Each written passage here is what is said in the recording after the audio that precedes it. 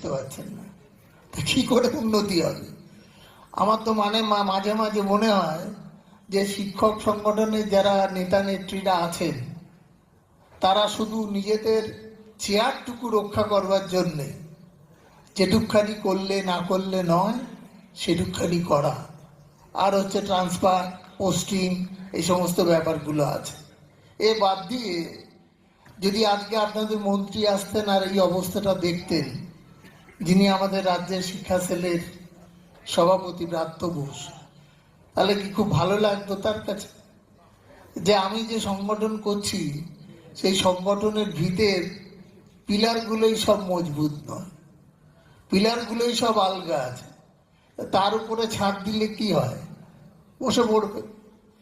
তা আমার মনে হয় যে 21শে জুলাই প্রস্তুতি সভায় 4টের সময় মনে হয় এখানে ডেকেছিল এরা, আর এখন বাজে 6টা 10, 2 ঘন্টা 10 মিনিট হয়েছে, 4টায় সভা শুরু হয়নি।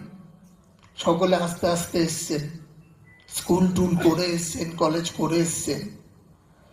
আমি কাউকে ব্যথা দেওয়ার জন্য কথাটা বলছি না,